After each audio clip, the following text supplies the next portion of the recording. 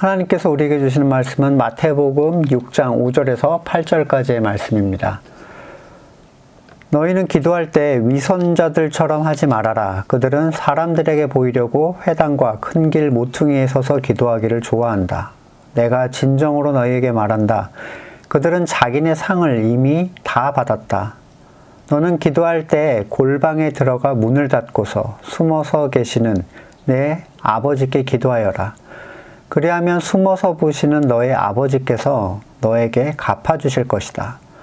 너희는 기도할 때 이방 사람들처럼 빈말을 되풀이하지 말아라. 그들은 말을 많이 하여야만 들어주시는 줄로 생각한다. 그러므로 그들을 본받지 말아라. 하나님 너희 아버지께서는 너희가 구하기 전에 너희에게 필요한 것이 무엇인지를 알고 계신다. 기도에 대한 부분은 아무리 강조해도 지나치지 않습니다. 기도는 하늘의 것이 땅에 사는 자들에게 실제가 되게 해주는 어떤 수단이에요. 기도가 없는 말씀이라는 건 명상에 지나지 않으며 삶의 열매가 없는 성도는 땅에 속한 자일 뿐입니다.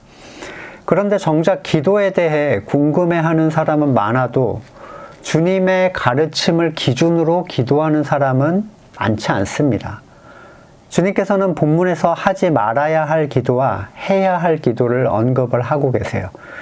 하지 말아야 할 기도를 우선 하신 것은 부정적이신 분이기 때문이 아니라 그만큼 잘못된 기도를 참된 기도로 착각하는 사람들이 많이 있기 때문입니다. 잘못된 것을 고치지 않고 참된 기도를 할 수가 없습니다. 따라서 두 번의 설교에 걸쳐서 하지 말아야 할 기도, 그리고 다음 시간에는 어떤 것을 기도해야 되는가에 대해서 같이 나누고자 합니다. 아이가 태어나면 부모는 아이와 소통을 시작하죠. 눈빛으로, 안아주는 것으로, 아이는 이해하지 못하는 따뜻한 음성으로 끊임없이 아이와 소통을 합니다. 이 조그만 아기 입장에서 부모에게 자신을 알릴 수 있는 방법 한 가지는 우는 거예요.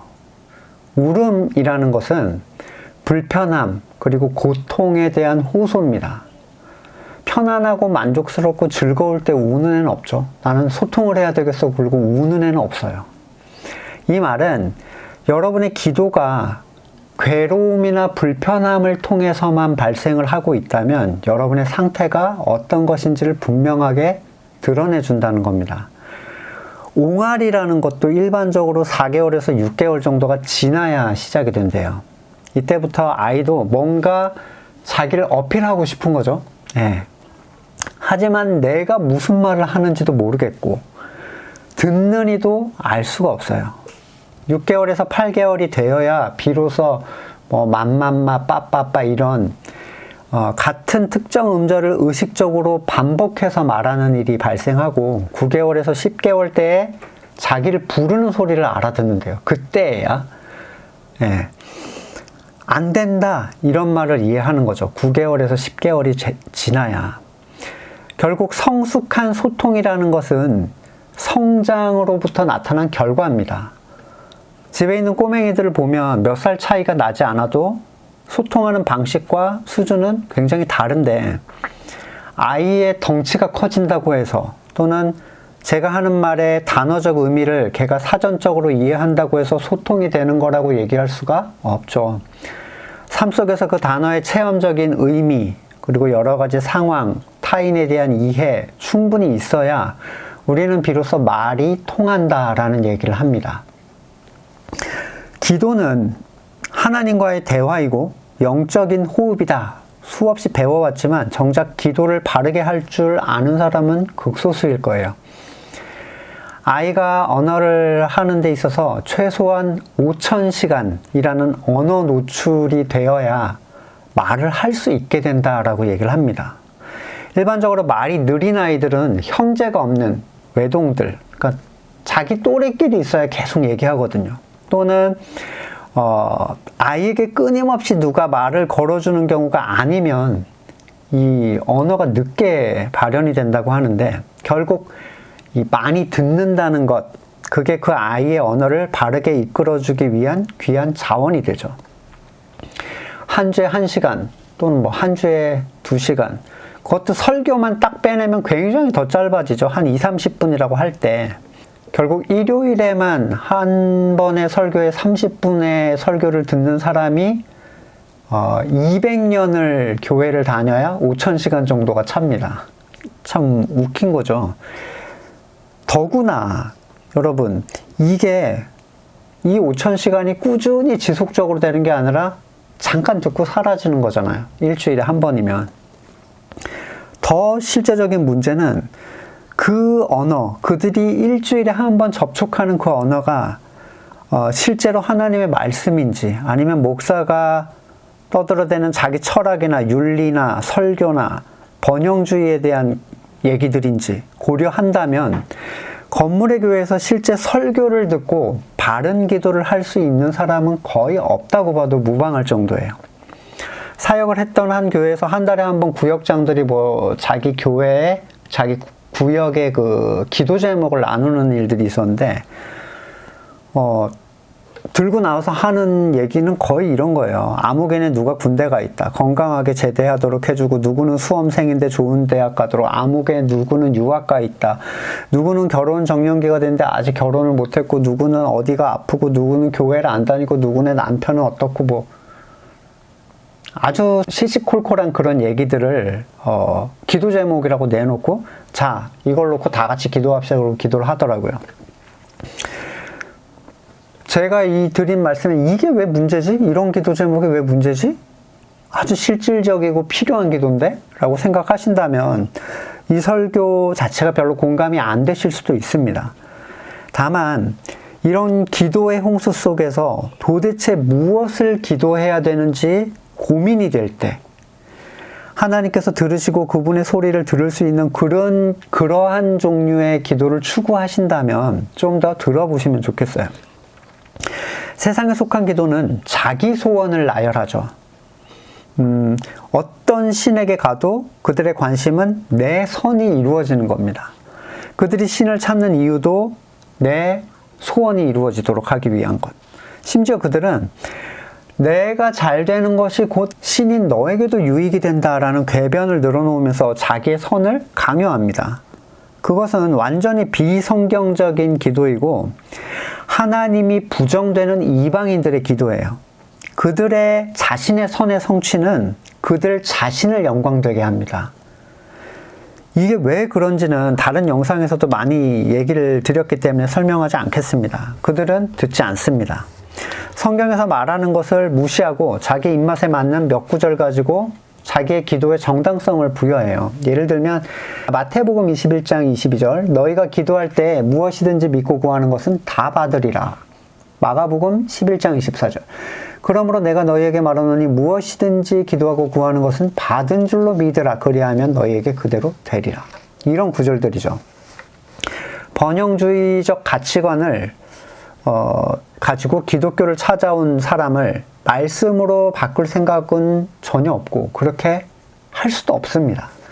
그들에게는 자기 배를 채우는 게 자기 우상이에요. 진짜로 신은 내 소원이 이루어지는 것, 내 선을 채우는 것. 그분들에게 복음의 가치를 말하면요, 굉장히 화내고 거부합니다. 정말 중요한 사람들은 이런 지극히 세속적인 종류의 마음이 아님에도 불구하고 기도를 알지 못해서 기도를 바르게 못하시는 분들이죠. 어떤 사람들은 현실과 영적 세계를 아예 분리해서 기도를 해요. 하나님의 신성, 자신의 내면에 이미 내재하고 있다. 왜냐하면 나는 거듭난 사람이기 때문에. 그래서 이런 사람들의 기도는 거의 명상에 가깝습니다. 나는 하나님의 자녀고 이곳은 어차피 사라질 곳이고 나는 그냥 천국을 떠올리면서 거기를 이렇게 이렇게 거니는 어떤 그 유업들에 대한 생각들만 하는 거죠. 근데 정작 기도에서 눈을 떠보면 현실로 돌아와 있고 현실은 변한 게 하나도 없다는 거예요. 그의 삶이 어떠한 변화도 일으키질 않습니다. 어떤 사람들은 하늘과 땅이 완전히 분리되어 있다. 이게 영지주의적 생각인데, 나는 절망 속에 속해서 절망 속에서 주님께 외치지만 그분이 들을지 안 들을지는 어차피 내 노력에 관한 문제가 아니다. 구원의 주권이 주님께 있다라는 이 사실을 마치 나는 아무것도 영향 끼칠 수 없고 해서도 안 된다. 이렇게 생각을 해요. 그래서 좀 염세주의적이죠. 한 번씩 떠오르면 기도를 하지만 이 기도가 무슨 의미가 있겠는가? 예. 그것은 역시 성경에서 말하는 기도와 전혀 상관이 없습니다. 거듭남의 체험이 없는 사람들의 다양한 기도의 방식 또는 기도의 제목을 바꿔주는 건 불가능하죠. 영적 기도는요, 살아있는 자를 위한 겁니다. 태어난 적이 없는데 어떻게 소통을 위한 연습이라는 게 필요하고 가르침이 있겠어요? 태어난 적이 없는데 어떻게 끊임없이 말씀에 노출돼서 그분의 언어에 익숙해질 수 있고 그걸 통해서 말을 배울 수가 있겠습니까? 거듭난 사람들의 고민은 이전에 그렇게 늘어놓던 내 소망이 무의미하다는 것을 깨닫고 난 후에 더 이상 무엇을 기도해야 될지 너무 막막해져서 기도가 확 짧아지는 그 타이밍이 있어요. 기도가 짧아진다는 건 전혀 부정적인 게 아닙니다. 여러분, 아기가 말을 짧게 한다는 게 정상이잖아요. 애가 말을 한참 동안 1시간씩 아버지랑 대화하는 그런 애 없죠. 자기 실체가 그냥 드러났을 뿐이에요. 예수님께서는 길게 하는 기도보다 메시지가 분명한 짧은 기도를 가르쳐 주셨어요. 기도의 지속 시간이 여러분에게 기도의 기준이 된다면, 또 하루에 기도 몇 시간에, 기도 몇 분에, 이게 여러분의 기준이 된다면 그것은 소통의 문제를 벗어나서 자기의의 문제가 됩니다. 아빠 배고파요. 오늘 뭐 먹어요? 라고 하면 질문 하나 하면 되잖아요. 근데 오늘은 허기의 문제를 가지고 아버지와 1시간의 대화를 하겠다 라고 생각한다면 하는 걔도 저도 듣는 저도 그래서 하고 싶은 얘기가 뭐야? 왜 이렇게 길게 얘기를 하는 거지? 그러니까 본질도 찾기가 어려울 정도가 되겠죠. 서로 괴로운 거죠. 예수님께서는 하지 말아야 할 기도를 먼저 알려주세요. 사람에게 보이려고 하는 기도. 기피 대상 1호예요. 기도라는 것은 어지간한 인내를 보이지 않으면 어려운 일이라고 사람들이 생각하죠. 기도의 시간이 많다는 것이 타인에게 노출이 되면 그 사람을 신령한 대상 또는 의로운 대상으로 인식하게 하는 힘이 있습니다. 아무개는 기도를 하루에 몇 시간씩 한대. 막 이러잖아요. 사람들은 기도가 어렵다는 걸 다 알아요. 소통이 없는 대화이기 때문에 어렵게 느껴지는 것일 뿐인데도 자기가 어려우니까 남도 다 어렵다고 생각하는 거죠. 할 얘기가 있어서 1시간이고 2시간이고 커피점에서 떠드는 거 보고 어우 너는 어떻게 수다를 2시간을 떠들고 정말 대단하다 이런 사람 없잖아요. 그냥 즐겁게 떠드는 거예요. 즐겁게. 중요한 것은 일반적으로 하나님과 소통이 없는 타인의 입장에서 어떻게 저렇게 길게 기도할 수 있지? 라는 지속 시간으로 그를 의로운 것처럼 보이게 만든다는 그 사실이 굉장히 큰 문제라는 거죠. 자, 하루에 6시간씩 기도하는 사람이 있다고 생각해 보세요. 단 한 번도 빠지지 않고 새벽에 일어나서 새벽부터 4시간을 기도하고 출근을 합니다. 가서 살다가 자기 전에 2시간을 꼭 기도하고 자요. 어마무시한 사람이죠. 하루에 6시간.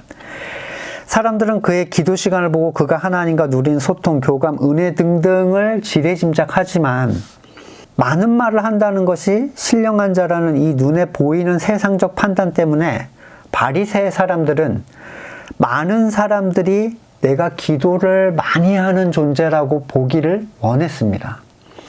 여러분의 기도의 시간은 숨기는 게 성경적이죠. 심지어 주님은 골방에서 문을 닫고 기도하라, 하나님과 그 시간을 보내라고 말씀을 하세요. 이 얘기는 숨어서 기도하는 게 목표가 아니라 하나님과 너와의 관계라는 거예요. 이 기도라는 건. 하나님과 보내는 시간은 남에게 보이기 위한 목적이 될 수 없습니다. 그들에게는 그들을 우러러보는 사람들의 시선이 이미 그들의 상이에요. 이걸 상이라고 말하는 것은 숨어서 기도를 오래 하면 원하는 걸 준다 이런 개념이 아니라 네가 그것 때문에 기도했으니까 그걸 받은 거야 넌 라고 얘기한 거예요. 숨어서 기도하면 네가 원하는 게 들어진다 그 얘기가 절대로 아니에요. 자, 아빠랑 대화하면서 상을 바라는 애가 있나요? 대화 자체는 소통을 위한 거죠. 바른 소통에는 그에 대한 바른 반응과 결과가 있을 뿐이에요. 때로는 안 돼. 기다려. 나중에 해줄게. 같이 해보자. 뭐 이런 게 있죠. 아빠와의 대화에서 상을 바라고 대화하는 애가 어디 있습니까? 상이라는 건 자기 노력과 열정에 대한 결과물을 표현할 때 쓰는 얘기예요. 그들의 기도의 목적이 무엇을 추구했는지 그들이 드러냈을 뿐이죠. 내가 얼마나 진지하게 기도하는가, 또 내가 얼마나 눈물을 흘리며 기도하는지, 얼마나 화려한 미사여고 술술 막힘없는 수많은 주제에 대하여 기도하는지, 얼마나 길고 오래 기도하는지 보일 대상은 사람이 아니에요. 많은 경우에 우리는 자, 아무개씨 한번 기도해 주십시오라고 하면 엄청나게 부담을 갖습니다. 덜덜 떨고 막 난리도 아닌 사람들도 있어요. 거의 대부분의 사람들에게 이 요청은 기도의 대상을 하나님이 아닌 사람으로 순식간에 전환을 시킵니다. 개인 기도를 하는 데 있어서 너무 부담된다 막 이런 분 보신 적 없죠? 눈만 감으면 그냥 자동적으로 시작되죠. 그건 단지 하고 안 하는 문제이지 기도를 해야 된다는 것에 대해서 누군가를 의식하는 부담이라는 것은 혼자 하는 기도에서는 거의 찾아볼 수가 없습니다. 반면에 소위 대표 기도라고 알려진 이 기도에서는 많은 사람들이 부담을 느껴요. 그 기도를 준비하고 적고 수정하고 따오고 첨삭을 받고 길이와 용어에 대해서 확인하고 심지어 암기까지 해서, 그리고 실제로 거기에는 은혜롭네 어쩌네 하는 사람들의 찬사가 이루어지죠. 듣는 분은 하나님이신데 사람들이 막 들어보니까 상당히 좋던데 이렇게. 대표 기도라는 것에 부담을 느끼는 이유는 그것을 듣는 대상인 하나님을 의식해서가 아닙니다. 그랬다면 당연히 혼자 하는 기도에서도 엄청나게 부담스러워 했겠죠. 듣는 대상이 내가 생각할 때 부담스러운 대상들이거나 또는 많은 대상 앞에서 해야 되는 기도일 때 사람들은 그들의 반응에 맞추어 내 기도를 준비합니다. 그들이 이 기도를 들을 때 은혜가 되기를, 좋은 얘기를 해주길, 그들을 감동시킬 수 있기를, 혼자 할 때는 전혀 써보지 않던 미사여구를 덕지덕지 붙여서 자신이 가진 모든 화려한 언변, 그럴싸해 보이는 신앙의 주제들을 나열하죠.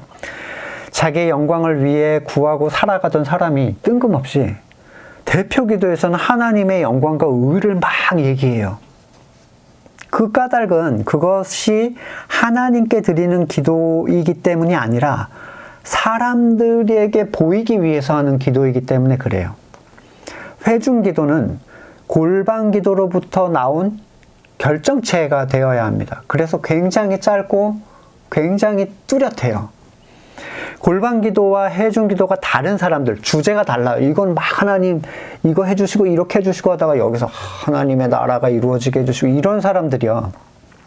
그런 사람들은 외식으로 기도하는 사람들입니다. 사람에게 보이기 위해 기도하는 사람들. 주님께서는 그들을 보고 본문에서 위선자라고 하셨고 자기 영광을 위하여 기도하는 자들이라고 말씀하고 계세요. 이 얘기는 함께하는 기도는 나쁘고 혼자만 기도해야 된다 이 얘기가 아닙니다. 혼동하시면 안 돼요. 이 기도의 장면에서 핵심은 너의 기도의 대상, 네가 드러내 보이려고 하는 존재가 누구인가에 대한 문제지, 당연히 여러분 참된 주제를 가지고 성도가 마음을 연합해서 함께 기도하는 것은 굉장히 중요한 부분입니다. 두 번째 피해야 할 기도, 7절에서 말씀하시듯이 빈말을 되풀이하는 그 긴 기도인데, 기도를 장황하게 길게 늘어놓는 것은 고대 사람들이 행하던 기도 방식이에요. 반복적으로 계속해서 졸라댐으로써 신을 움직여 보려는 거죠. 심지어 랍비 레위는 길게 기도하기만 하면 누구든 응답받는다는 말을 했대요. 길수록, 그 갈망이 간절할수록 응답이 잘 이루어진다는 생각은 이방인들이 자신의 신에게 했던 기도와 동일한 방식이죠. 집요함을 자신의 성취의 수단으로 삼고 같은 말을 들을 때까지 반복하는 거예요. 인디언식 기우제는 성공률이 100%라고 하죠. 왜냐하면 비가 올 때까지 한대요. 1년이고 2년이고 3년이고 계속하면 우리의 정성이 들어졌다 이러는 거죠. 하지만 전혀 상관없는 내용입니다. 자신의 기도가 간절하다는 그 이유로 그게 들어질 것이라고 생각하는 사람들은 사실 은근히 많이 있습니다. 자기가 진심으로 무엇을 구하면 그것이 들어진다 이렇게 생각하는데, 제가 세계 제일의 부자가 된다라고 기도를 하면 들어지겠습니까? 세상에서 제일 힘센 사람이 되게 해주세요. 자, 이거는 무리하다고 생각하시겠죠? 그러면 우리나라에서 세상은 하나님, 세상까지는 안 바랄게요. 국내에서 아니면 저희 도에서, 시에서, 줄입니다. 동에서, 저희 단지나 동네에서, 아파트에서 어디까지 줄이면 합당한 기도가 됩니까? 누구의 기준에서 적당하다라는 그게 하나님 앞에서 그거는 합당하네 라는 인정을 받을 수가 있습니까? 어떤 기독교인들은 누가복음 11장 8절에 내가 너희에게 말하노니 벗됨으로 인하여 주지 않을지라도 그 간청함을 인하여 그 요구대로 주리라, 이 구절을 붙들고 졸라대는 사람도 있어요. 하나님 간청함을 인하여 준다고 했으니까 무슨 진돗개 마냥 그냥 한번 물면 놓지 않는 거죠. 어떻게 해야 됩니까? 이미 주님의 마지막 경고로 제한이 돼 있어요. 뭐라고 했어요? 6장 8절 그들을 본받지 말아라. 하나님께서는 너희가 구하기 전에 너희에게 필요한 것이 뭔지 알고 계신다. 자, 그들은 누굽니까? 하나님 없는 자들이에요. 이방인들. 그들이 구하는 이런 금지된 방식, 길고 반복되는 기도는 모두 그 개인적 필요에 의해서 그걸 얻어내려고 추구하는 수단들입니다. 개인적 필요라는 의미를 한번 살펴볼게요. 내가 지금 급한데 구하면 안 된다는 얘기예요. 바로 이렇게 반박이 들어옵니다. 그럼 내 필요와 상관없이 구하라는 거야? 그럴 거면 기도를 왜 해?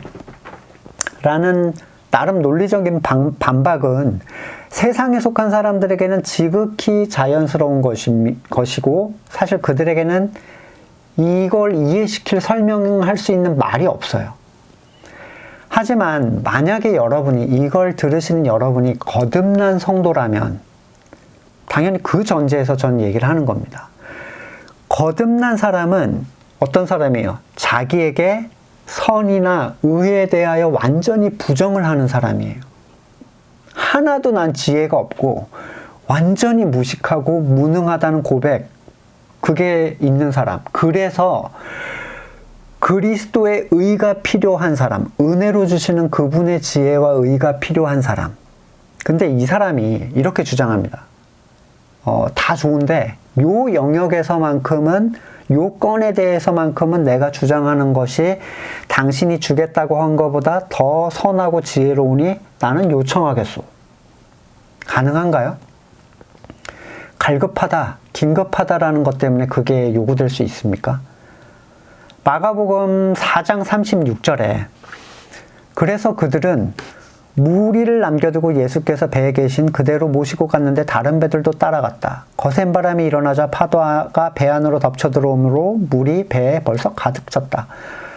예수께서 고물에서 베개를 베고 주무시고 계셨다. 제자들이 예수를 깨우며 말하였다. 선생님, 우리가 죽게 되었는데 아무렇지도 않으십니까? 예수께서 일어나 바람을 꾸짖으시고 바다더러 고요하고 잠잠하여라 하고 말씀하시니 바람이 그치고 아주 고요해졌다. 예수께서 그들에게 말씀하셨다. 왜들 무서워하느냐? 아직 믿음이 없느냐? 그들은 큰 두려움에 사로잡혀서 서로 말하였다. 이분이 누구이기에 바람과 바다까지도 그에게 복종하는가? 거의 대부분의 기도는 자신의 풍랑에 대한 제거의 요청이 대부분이죠. 아까 말씀드렸듯이 고통에 대한 제거, 불편함에 대한 제거, 우는 거죠. 그때만 기도가 시작되는 사람들. 제발 이게 사라지게 해주세요. 나는 이것 때문에 두렵고 근심이 돼서 도무지 나는 죽을 것 같아요. 제자들은 심지어 그렇게 얘기합니다. 우리가 죽게 되었는데 주님 아무렇지도 않으세요 지금? 왜요? 너무 편하게 주무시는 것 같아요. 깨웁니다. 이 요청이 얼마나 급박하고 간절한 것이었겠어요. 지금 우리가 일반적으로 하는 것과 비교할 수 없을 정도로 실제적이고 간절한 것이었겠죠. 예, 당장 그냥 검은 바다가 날 덮치려고 해요.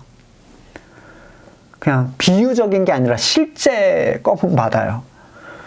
이 사람들은 어부였습니다. 이 사람들은 어느 정도가 위험한 수준인지 자기의 삶을 통해서 이미 잘 알고 있었던 사람이에요. 내 통제가 안 되는 능력치를 이미 넘겼다라는 사실을 알게 됐을 때 비로소 진지하게 간절하게 짧고 온 정성이 담긴 요청을 합니다. 다 죽게 생겼는데 지금 뭐 하시는 건가요? 기도의 진정성 또는 간절함이 중요하다면 이 기도는 참되다. 앞으로는 이렇게 기도해야 된다. 라고 하셨겠죠. 근데 이 사랑하는 제자들에게 예수님께서 굉장히 어이없어 하십니다. 왜들 무서워하느냐? 아직 믿음이 없는 거야? 이 말은 긴급 상황에 대해서 기도하지 말라는 얘기가 아니에요.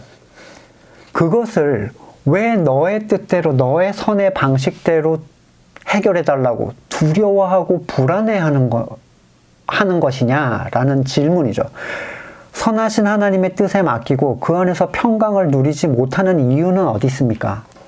그게 내 뜻대로 되지 않을 것이라는 두려움 때문입니다. 그 일에 대한 선이 내게 없다면, 내 뜻이 선하다라는 확신이 없다면 이루어지지 않음에 대한 두려움도 없겠죠. 정말 문제인 사람들은 이런 기도를 하는 사람이 아니라 이런 기도를 독려하는 목사들이에요. 그래도 풍랑을 잠잠케 해주시지 않았냐. 이런 이유로 자신의 믿음과 거리가 있는, 그러니까 믿음이 없는 간구에 대해서 정당성을 부여하는 거짓 목사들이죠. 지금 제자들의 잘못을 잡아주고 계시는데 정작 그들이 보는 것은 그것이 믿음 없는, 다른 말로 하나님께 속하지 않은 간구라는 사실이 아니라 그래도 소원이 성취됐잖아 라는 자기선의 성취라니 이게 얼마나 황당한 얘기입니까? 이 본문을 자기 소원 요청의 근거로 주장한 사람도 있어요. 시편 106편 14절에 보면 광야에서 욕심을 크게 내며 사막에서 하나님을 시험하였다.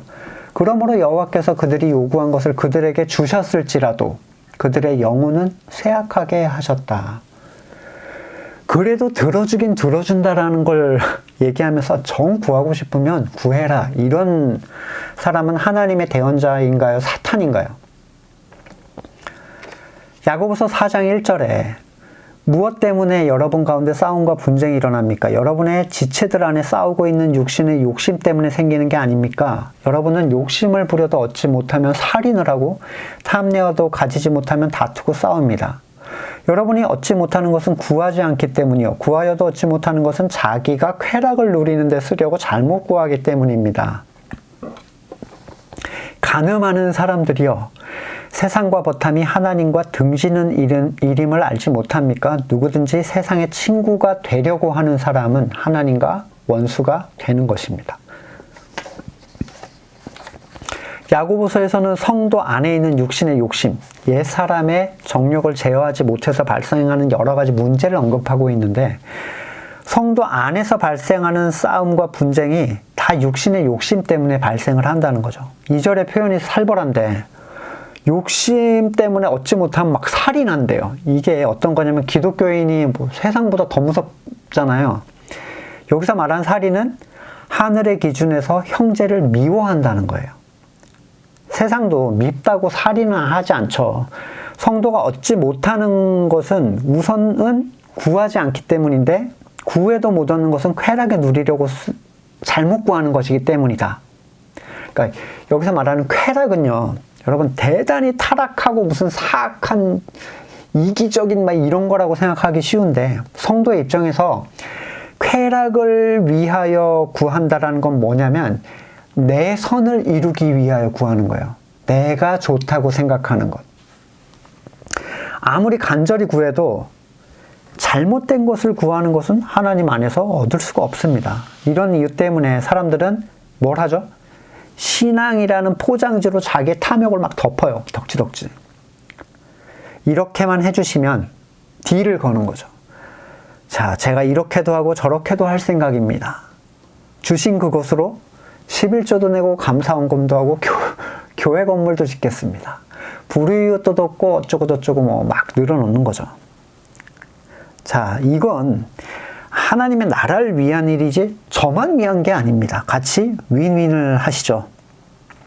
그런 얄팍한 포장재의 속 내용물을 하나님이 못 알아보시겠습니까? 심령을 꿰뚫고 그 중심을 보는 분에게 이런 상술은 안 통합니다. 이어서 야고보는 세상을 벗하고자 하는 사람들을 들어서 뭐라고 얘기하냐면 간음하는 사람들이라고 얘기해요. 벗한다는 건 친하게 여기고 친해지고 싶어 하는 거죠. 단순히 결혼한 배우자가 아닌 다른 사람을 만나는 그 실제적 외도를 넘어서 세상을 추구하는 그 심령 자체를 그리스도의 신부된 자로서의 간음으로 묘사를 하고 있습니다.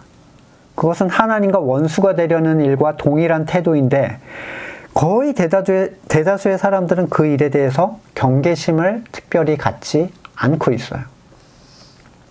다시 마태복음 본문으로 돌아가서 8절에서 그러한 자들, 이렇게 기도하는 자들을 본받지 말라라고 경계하면서 이미 참된 성도에게는 구하기 전에 필요한 것을 하나님께서 알고 계신다라는 말씀으로 성도들의 마음에 안심을 시켜주고 계시죠. 야고보서에서 구하지 않으면 못 받는다. 이 얘기를 여러분, 내가 돈 안 구하면 하나님 돈 안 주고, 건강 안 구하면 건강 안 주고, 자녀에 대해서 안 구하면 자녀들 다 뭐 개판치고, 이런 저급한 표현으로 몰아가는 타락한 이들의 얘기를 잘 살펴서 들으셔야 돼요.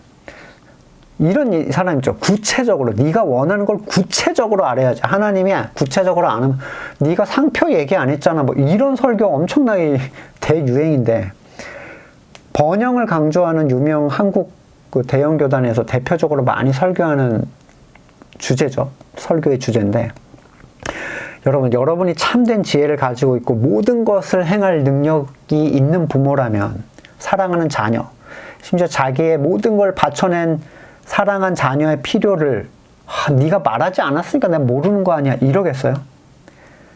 전에 어떤 분은 알고 있다고만 했지 구하지 말라고는 하지 않았다. 설교 시간에 이러고 있더라고요. 그러니까 저의 설교에 반박하는 설교를 하는 거예요. 이제 제가 부목사 때인데 궤변이죠. 개인적이고 세상적 탐욕에 대한 정당성을 주장을 하시더라고요. 근데 보세요. 그 본문 바로 뒤에 6장 31절에 그러므로 염려하여 이르기를 이런 거 저런 거 하지 마라. 다 이방인들이 구하는 거라 하지 말라고 했어요. 아버지께서는 있어야 할 줄 다 알고 계신다. 구하지 말라고 했는데도 이 사람들은 성도를 속입니다. 어떤 분들은 자녀가 아버지께 필요한 걸 말하는데 뭐가 잘못이냐. 참 안타깝죠. 그런 분들에게 그냥 휩쓸리시는 분들은. 하지만 거듭난 분들은 그런 얘기를 한다고 그냥 넘어가지는 않습니다.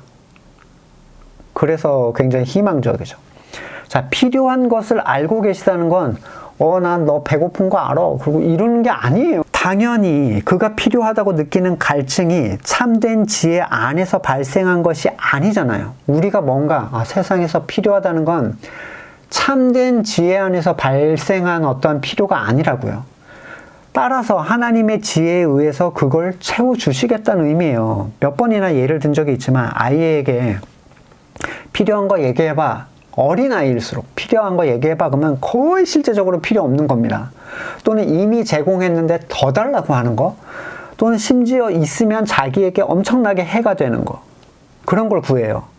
진짜 필요한 것은 부모의 지혜와 능력 안에서 이미 그들의 요구와 상관없이 채워지고 있어요. 이제 1살쯤 되는 꼬맹이라고 하기도 뭐하죠? 아기죠. 이 부모의 지혜와 능력에 있어서 이 수준의 차이가 엄청날 거 아니에요. 거듭난 성도와 창조주 하나님의 차이는 어느 정도 차이라고 생각하십니까? 어른과 아이의 수준의 차이가 아니잖아요. 1살짜리 아기가 여러분에게 이것만큼은 내 방식대로, 내 요구대로 해 주셔야 되겠습니다. 라는 요청을 할 수가 있을 것이며, 또는 그것이 부모가 미처 채워주지 못한 필요가 될 수 있겠어요? 성도가 정말 구해야 할 건 따로 있습니다. 세상은 절대로 그게 구해야 할 거라고 생각하지 않는 종류의 것들이죠. 그래서 예수님께서는 정말로 구해야 할 것에 대해서 말씀해 주시면서 세상에 속한 것들에 대하여는 구해야 할 대상이 아닌 하나님의 지혜에 의해서 채워질 대상으로 분류를 하세요. 그러니까 기도의 제목하고는 좀 다른 거예요. 간구의 항목에서 빠져 있고 하나님이 알아서 채워주시는 거라는 거죠.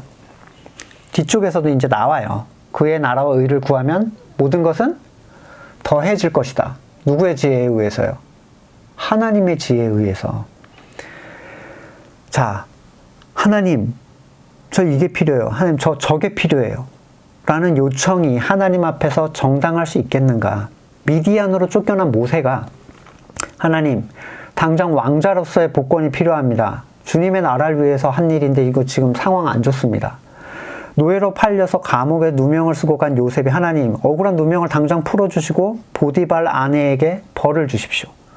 죄 없이 사울에게 쫓겨다닌 다윗이 하나님, 당장 사울이 급살 맞게 해주십시오. 이런 요청을 했어야 됩니까? 이걸 안 했기 때문에 그들은 고통을 당한 거예요? 이건 이렇게, 저건 저렇게. 내가 지혜자가 돼서 내 지혜와 세상적 탐욕이 제어되지가 않는다면 그는 슬픔, 두려움, 불안, 근심, 미움과 원망으로 평생을 살아가야 될 것이고 참된 기도는 할 기회를 갖지 못하게 될 거예요. 수많은 초대교회 성도들은 억울하게 죽어갔습니다. 그들 중에 세상을 누리며 자자손손 오래오래 행복하게 살았대요. 이런 동화 같은 결말을 가진 사람들은 거의 없을 거예요. 예수님께서 그 끔찍한 고통 앞에서 아버지의 뜻대로라는 그 기도를 하신 것은 그렇게 하는 것이 기도의 정석이기 때문이 아니라 아버지의 선하신 계획과 인도하심을 신뢰하셨기 때문입니다. 풍랑 속에서 주님은 왜 주무셨을까? 어떻게 세상 무슨 일이 일어나도 상관도 안 오고 그렇게 평안하실 수가 있었을까? 마치 파란 가을 하늘, 잔잔한 바람, 예? 그렇게 살랑살랑 주무시듯이 그런 태도를 가지실 수 있었을까? 하나님께서 배를 절대로 파손시키지 않을 거라는 신뢰 때문인가? 아니죠. 하나님의 손 아래에 있을 때 세상의 환난과 어려움들은 아무것도 아니라는 창조주에 대한 신뢰가 있었기 때문이에요. 눈에 보이는 것이 어떻든 이 모든 게 나를 향한 하나님의 사랑 안에 있다는 그 신뢰. 단 한 번 엄청나게 불안해하셨던 적이 있죠. 언제예요? 돌아가시기 전에. 어찌하여 나를 버리시나이까 막 땀이 피가 되도록 왜 그러셨어요? 그때는요, 진짜 하나님 손 밖으로 벗어나는 거였거든요. 그게 아니라면 예수님은 완전히 평안을 누리셨어요. 그럼 죽으면요, 파손하면 어떻게 됩니까? 그러면 거기까지입니다. 세상에 줄 수 없는 평안은 세상의 환경으로 주어지는 게 아니라 내가 계획하고 기대한 그대로 주어지는 게 아니에요. 아버지의 뜻대로 주어집니다. 빌립보서 4장 6절 아무것도 염려하지 말고 오직 모든 일에 기도와 간구로 하고 여러분이 바라는 것을 감사한 마음으로 하나님께 아뢰십시오. 그리하면 사람의 헤아림을 뛰어넘는 하나님의 평화가 여러분의 마음과 생각을 그리스도 예수 안에서 지켜줄 것입니다. 바울은 여러분의 고난과 어려움에 입을 닫으라는 얘기도 하지 않고 그것을 적극적으로 해결을 요청하라는 얘기도 하지 않습니다. 미묘한 기도의 방식을 설명합니다. 아무것도 염려하지 말고 기도와 간구로 바라는 것을 감사한 마음으로 하나님께 아뢰라. 그랬더니 또 뭐라고 하죠? 이거 봐라. 바라는 것을 구하라고 하지 않았냐. 집요하죠, 그분들. 자, 다시 돌아가지 마세요. 성도는 무엇을 바라는 존재인가요? 내 선이 이루어지길 바라는 것을 그리스도 안에 있는 성도라고 할 수 있어요? 요한복음 15장 7절 너희가 내 안에 머물러 있고 내 말이 너희 안에 머물러 있으면 너희가 무엇을 구하든지 다 그대로 이루어질 것이다. 당연히 구하는 것이 허용된 사람들은 누구예요? 그리스도 안에 머물러 있고 그분의 말씀이 그의 심령 안에 머물러 있는 사람들. 이런 사람이 구하는 것은 당연히 세상과 벗하려는 자기의 선을 이루려는 그 탐욕이 아닐 것은 분명하죠. 그런데 이런 기도를 한 사람에게 하나님께서 제공하시는 결과는 세상에서 추구하는 것과 완전히 다릅니다. 사람의 헤아림을 뛰어넘는 하나님의 평화, 그것이 마음과 생각을 지켜줄 것이다. 아니 이게 뭐야? 라고 할 만한 얘기잖아요. 내가 당장 급하다. 병이 있든 상황이 안 좋든 물질이 필요하든 뭔가 급하게 해결되어야만 할 일이 있든 그리스도 안에서 그 일을 놓고 기도하면, 그리스도 안에서예요, 여러분. 그냥 그 제목을 놓고 던지라는 얘기가 아닙니다. 여러분이 먼저 그리스도 안으로 들어오셔야죠. 기도하면 하나님은 그 일에 대한 내 뜻대로의 해결을 보장해 주시는 게 아니라 뭘 한다고요? 그 일로부터 마음과 생각을 지켜주신다는 거예요. 마음과 생각을 지키는 일이 뭐길래 바른 기도의 결과물이라고 얘기를 할까요? 사람의 마음이 평안하려면 어때야 됩니까? 흔들리지 않는 안전장치가 있어야 돼요. 흔들리지 않는 안전장치. 그것이 여러분이 의지하는 게 세상에 속한 것이라면 언제나 흔들리기 마련이에요. 세상에 있는 것들은 항상 상대적이고 불안하며 한시적입니다. 세상의 모든 강력한 왕국은 다 흔들리고 무너졌어요. 건강도, 물질, 권력, 명예, 행복도 오래가지 못합니다. 세상에 절대적이고 영원한 것은 존재하지 않죠. 하지만 성도에겐 절대적인 존재가 있으며 심지어 그가 자신을 위하여 자녀를 주신 사랑으로 영원까지 보호하시겠다고 약속을 하셨어요. 로마서 8장 31절. 이런 일을 두고서, 이런 일이 뭐예요? 엄청나게 괴로운 일들이에요. 성도로서. 뭐라고 말할 수 있습니까? 하나님이 우리 편이시면 누가 우리를 대적하겠습니까? 자기 아들을 아끼지 않으시고 우리 모두를 위하여 내주신 분이 어찌 그 아들과 함께 모든 것을 우리에게 선물로 거저주지 않으시겠습니까? 거저준다는 거예요. 거저. 하나님께서 택하신 사람을 누가 고발합니까? 의롭다고 하는 분이 하나님인데 누가 감히 그들을 정죄합니까? 그리스도 예수는 죽으셨지만 오히려 살아나셔서 하나님 오른쪽에 계시며 우리를 위해 대신 강구해 주십니다. 누가 우리를 그리스도의 사랑에서 끊을 수 있습니까? 환난, 공고, 박해, 굶주림, 헐벗음, 위협, 칼. 성경에 기록된 바 우리는 종일 주님을 위하여 죽임을 당합니다. 우리는 도살당할 양과 같이 여김을 받았습니다. 한 것과 같습니다. 그러나 그럼에도 불구하고 우리는 이 모든 일에서 우리를 사랑하여 주신 그분을 힘입어서 이기고도 남습니다. 나는 확신합니다. 죽음도 삶도 천사들도 권세자들도 현재일 장래일 능력 높음 깊음 그 밖에 어떠한 피조물도 우리를 우리 주 예수 그리스도 안에 있어야 됩니다. 안에 있는 하나님의 사랑에서 끊을 수 없습니다. 정신 승리를 하시면 안 돼요. 안에 있어야 적용되는 은혜라는 거예요. 약속이라는 거예요. 성도의 평안은 결코 끊어지지 않는 창조주 하나님의 사랑을 그리스도 안에 누림으로부터 발생하는 결과물이에요. 이게 하나님께서 그의 자녀들의 기도에 대한 응답으로 주시는 최고의 가치입니다. 야, 별거 아니야. 내가 안고 있어.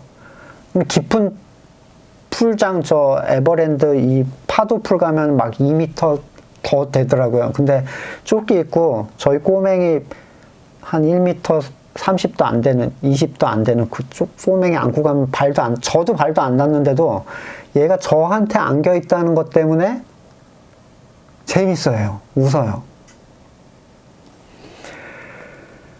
은혜와 평강을 끊임없이 빌어주잖아요. 이 사도들이 서신에서.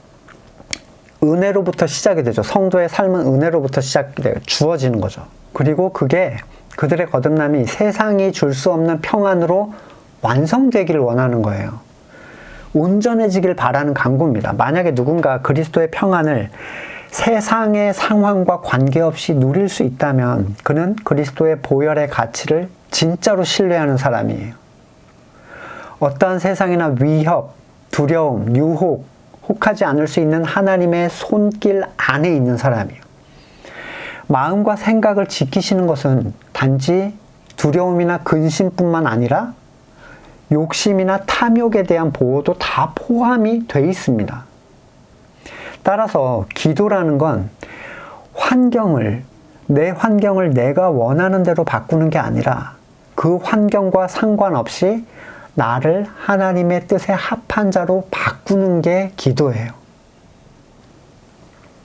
이런 기도의 결과물, 세상은 결코 추구하거나 만족하지 못할 이러한 가치가 성도들에게는 하늘에 속한 가치로 다가옵니다. 이런 이유에서 초대교회 사람들은 그들의 어려운 환경과 핍박에도 하늘을 소망하고 그의 마음과 생각을 지킬 수가 있었습니다. 여러분, 그렇다고 해서 하나님께서 세상의 것은 전혀 신경 안 쓰시는 분인가요? 아니죠. 가장 지혜로운 선에서 우리의 영혼에 가장 유익한 수준의 것들을 우리의 삶 가운데 채워주시는 분이세요. 요셉의 억울함, 아브라함의 아주 오랜 기다림, 또는 욥의 고난, 세례 요한의 목베임, 그리스도의 십자가의 죽음이 세상의 눈에는 하나님 없는 자들의 모습처럼 보일지라도 믿음의 눈으로 보면 그 어려움 속에서 그들에게 가장 선한 것으로 교회를 세워가시는 하나님의 지혜임을 발견하게 됩니다. 사람의 헤아림을 넘는 하나님의 평강. 여러분이 무엇을 생각하든 하나님은 다른 걸 생각하고 계세요. 이 평강은 그를 세상의 파도로부터 참된 평안으로 데리고 들어옵니다. 그리고 그를 쉬게 해줘요. 두려워하지 마. 내가 안고 있어. 이거 다 별거 아니야. 네 눈에 어떻게 보이든 두려워하지 마.